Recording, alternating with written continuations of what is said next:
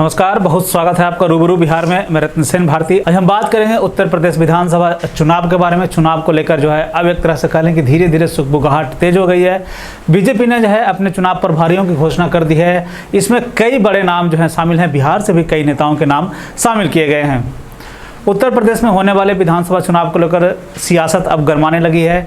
राजनीतिक पार्टियां अब चुनाव मैदान में उतरने को लेकर भी अब बात करनी शुरू कर दी है। बीजेपी के केंद्रीय मंत्री धर्मेंद्र प्रधान को उत्तर प्रदेश का चुनाव प्रभारी बनाया गया है। इसके साथ ही साथ 7 नेताओं को जो है सह प्रभारी का प्रभार जो है दिया गया है, जिसमें बिहार के बीजेपी सांसद विवेक ठाकुर को भी इसमें जो है नाम जोड़ा गया है। ट्वीट करते हुए उन्होंने लिखा है कि उत्तर प्रदेश चुनाव के दृष्टिगत मुझे नई जिम्मेवारी देने के लिए शीर्ष नेतृत्व का आभार। मुझे पूरा विश्वास है कि आदरणीय प्रधानमंत्री श्री नरेंद्र मोदी जी और यूपी के मुख्यमंत्री श्री योगी आदित्यनाथ द्वारा किए गए लोक कल्याण कार्यों के आधार पर हम विजयी होंगे। तो एक तरह से कह लें कि अब नेताओं की तरफ से ट्वीट आने शुरू हो गए हैं, हम विजयी होंगे। आपको बता दें कि उत्तर प्रदेश में अगले साल होने वाले विधानसभा चुनाव केंद्रीय मंत्री धर्मेंद्र प्रधान को चुनाव प्रभारी बनाया गया है। साथ ही साथ इस जिले में भी प्रभारी और केंद्रीय सूचना एवं प्रसार मंत्री अनुराग सिंह ठाकुर, केंद्रीय पर्यटन राज्य मंत्री अर्जुन राम मेघवाल, राज्यसभा सांसद सरोज पांडे,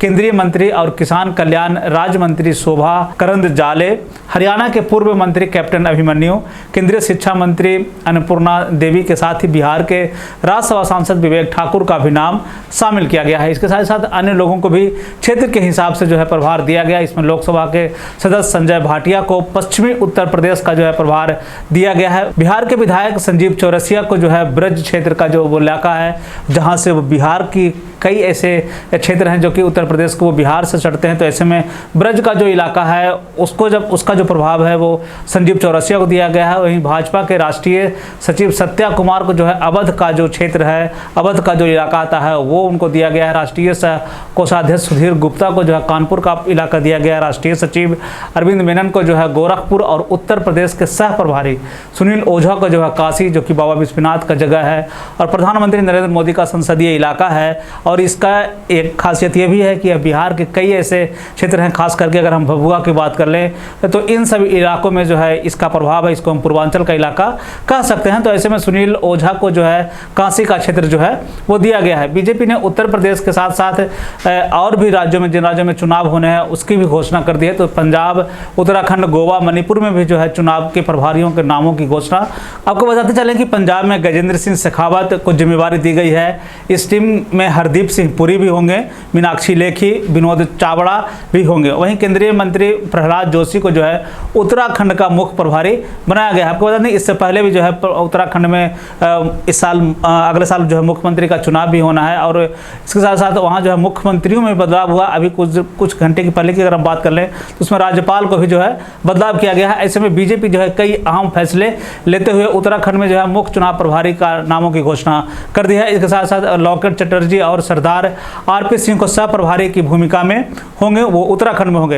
इधर अगर हम बात कर लें गोवा की, तो गोवा में जो है महाराष्ट्र के पूर्व मुख्यमंत्री देवेंद्र फडणवीस को जो है प्रभारी बनाया गया है।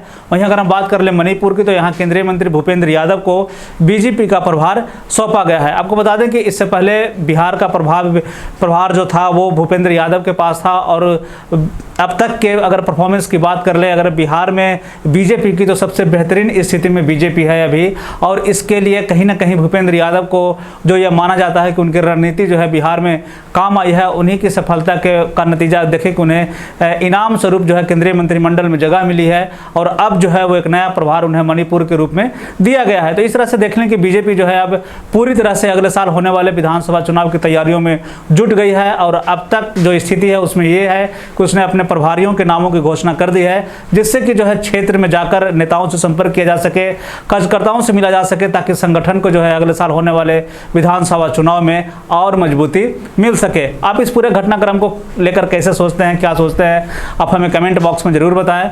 बिहार और बिहार से जुड़ी हुई और भी ऐसी खबरों के लिए बने रहें रूबरू बिहार के साथ। मुझे दीजिए इजाजत, धन्यवाद।